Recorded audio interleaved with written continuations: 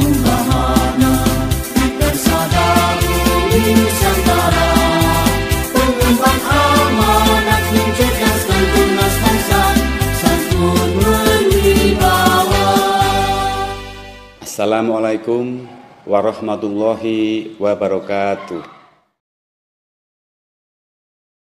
Anak-anakku semua, kelas 7A dari 7A sampai 7C yang berbahagia, yang saya sayangi dan saya banggakan.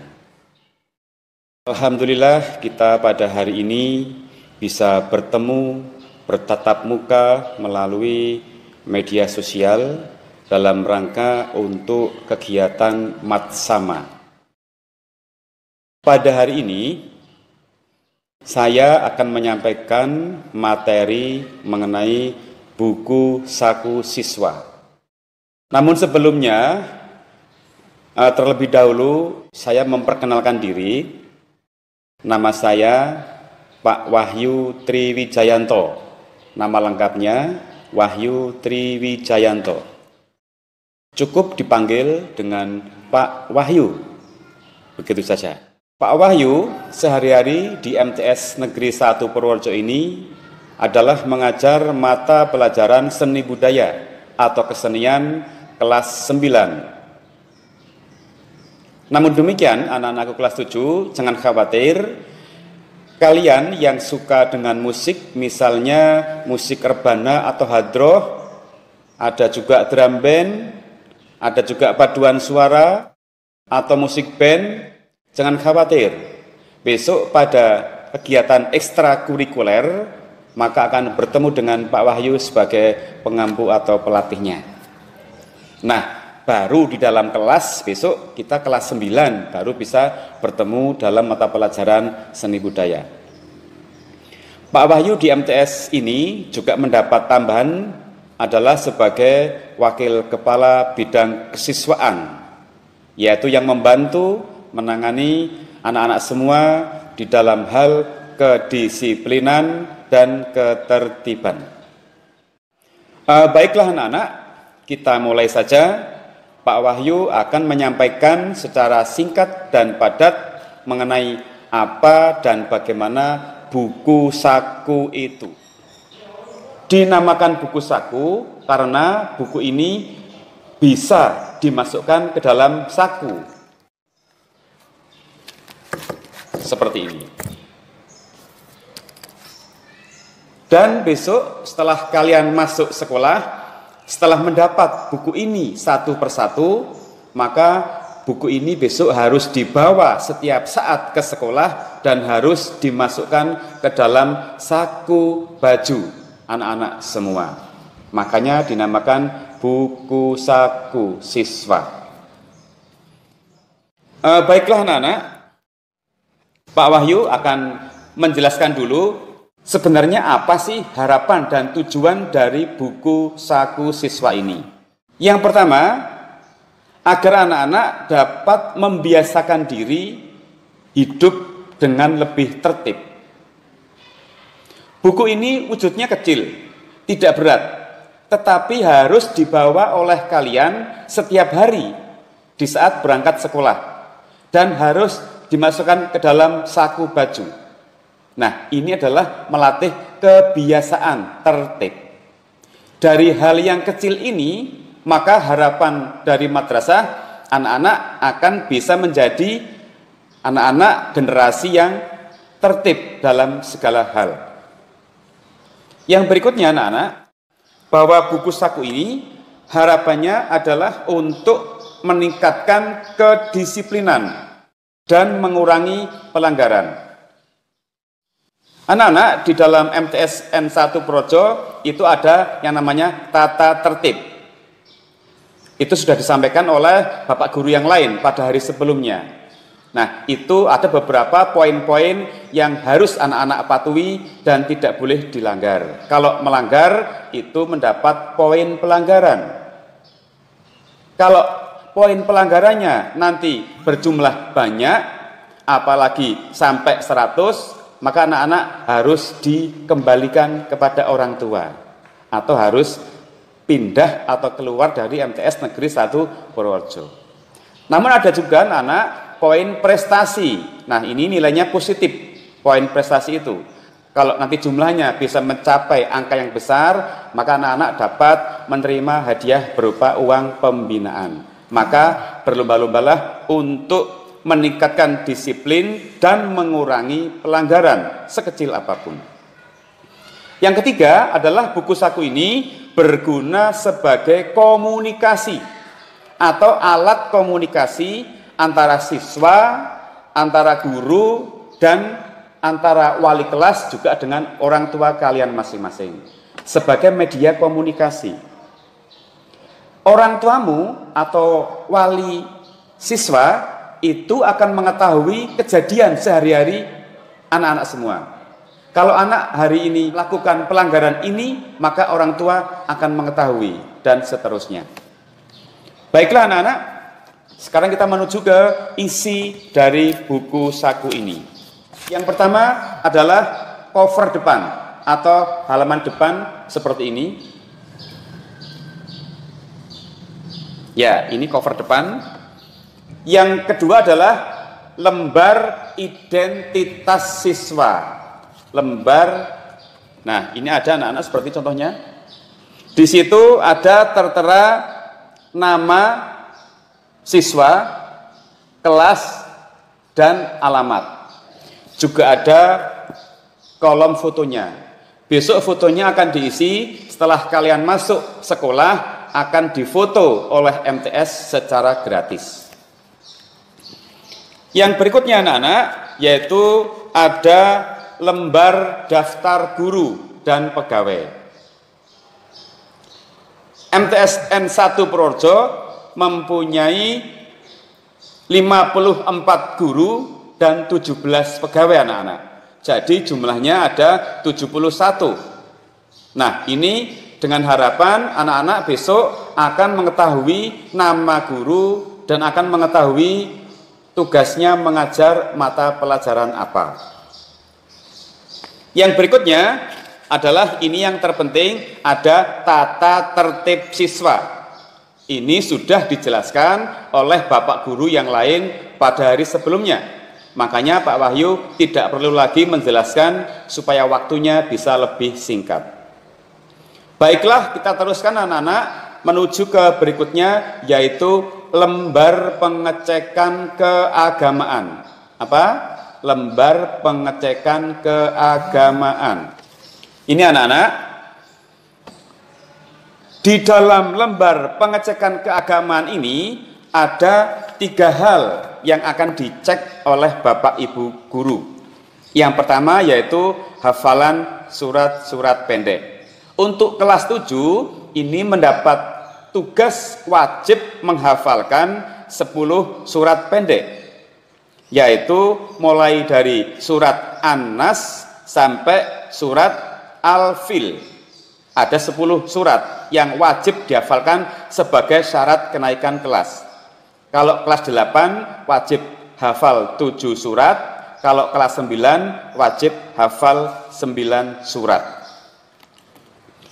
Yang berikutnya anak-anak, di dalam lembar pengecekan keagamaan tersebut ada juga lembar pengecekan praktek ibadah, yaitu berisi mengenai wudhu, tayamum, dan sholat fardu.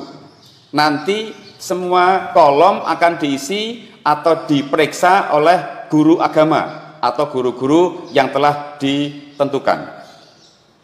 Yang ketiga, ada hafalan doa harian. Antara lain doa setelah wudhu, doa setelah azan, doa masuk dan keluar masjid. Berikutnya, doa sebelum dan sesudah makan. Dan yang terakhir, doa masuk dan keluar dari kamar mandi. Itulah doa-doa harian yang harus dihafalkan. Nah, nanti baik hafalan surat pendek maupun praktek ibadah maupun hafalan doa-doa harian akan diperiksa setiap saat oleh Bapak Ibu Guru yang bertugas. Baik, kita teruskan anak-anak. Yang berikutnya adalah ada lembar catatan harian. yaitu berisi catatan poin pelanggaran negatif dan poin penghargaan positif. Yang mana pada lembar ini semua Bapak Ibu guru, semua ya, jadi tidak hanya yang mengajar, tapi semua Bapak Ibu guru dan pegawai termasuk satpam dan penjaga sekolah ini berhak untuk mengisi anak-anak. Jadi anak-anak harus hati-hati karena di dalam kelas maupun di luar kelas akan selalu diamati oleh Bapak Ibu guru dan pegawai MTS Negeri 1 Purworejo. Nah, setelah diisi, maka orang tua kalian atau wali siswa harus tanda tangan. Nah, maka orang tua akan mengetahui anaknya melanggar apa saja, berapa jumlah poin pelanggarannya, atau anak-anak akan diketahui juga mempunyai prestasi apa saja di sekolahan. Nah, itulah maksud dari lembar catatan harian ini. Yang berikutnya anak-anak, yaitu lembar komunikasi. Lembar komunikasi ini akan diperiksa oleh wali kelas dan oleh orang tua atau wali siswa 1 bulan sekali.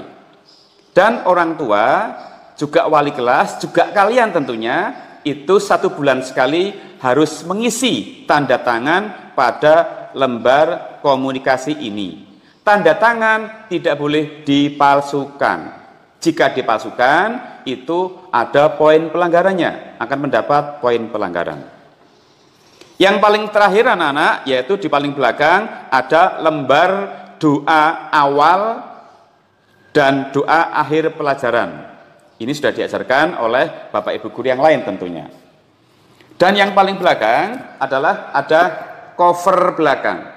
Ini kakak kelasmu waktu mengikuti kegiatan Sains Madrasah atau OSN ya. Cover belakang. Anak-anakku yang berbahagia, demikian tadi isi dari buku saku siswa. Berikutnya akan saya sampaikan ketentuan atau hal-hal yang harus diperhatikan mengenai buku saku siswa ini. Diperhatikan ya. Yang pertama, buku saku siswa ini diberikan secara gratis kepada anak-anak semua pada awal tahun pelajaran. Berhubung sekarang kita belum boleh tatap muka, maka anak-anak belum kita bagi. Nah, besok kalau sudah bagus, sudah sehat suasananya, anak-anak masuk ke madrasah akan mendapat buku ini 1 anak 1 buku secara gratis. Yang berikutnya, buku saku siswa ini harus dibawa setiap hari. Harus dibawa setiap hari saat bersekolah. Dan dimasukkan ke dalam saku baju ya, kecuali pada saat olahraga, tidak perlu dibawa ke lapangan.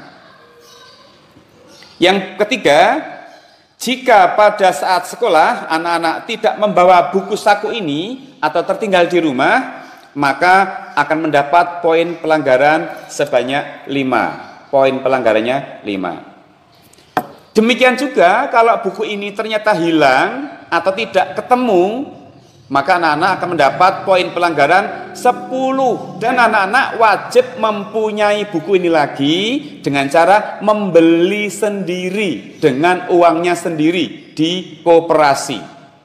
Ya, kalau hilang anak-anak harus mempunyai lagi dan membeli menggunakan uang sendiri di koperasi madrasah. Yang berikutnya, anak-anak semuanya saja wajib membaca dan mempelajari isi dari buku saku ini supaya bisa memahami dan bisa melaksanakan apa larangannya dan apa yang diperintahkan. Yang berikutnya anak-anak, bahwa buku saku ini berlaku selama 2 semester atau untuk 1 tahun.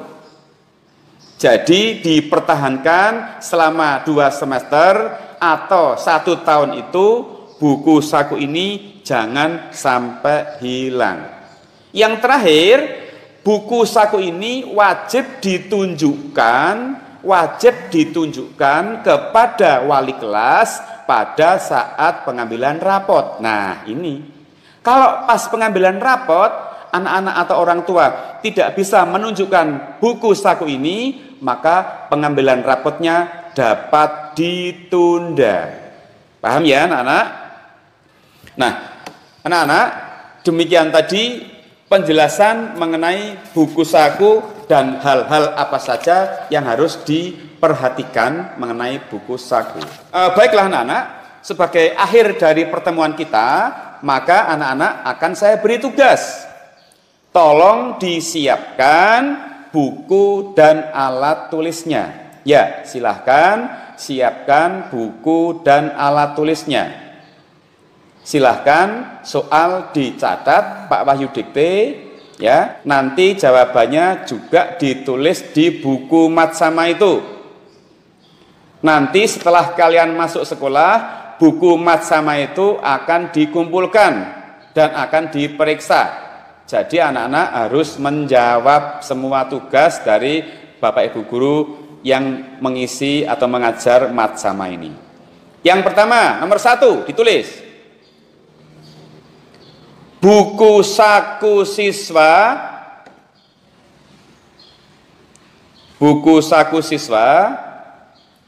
berlaku untuk berapa lama?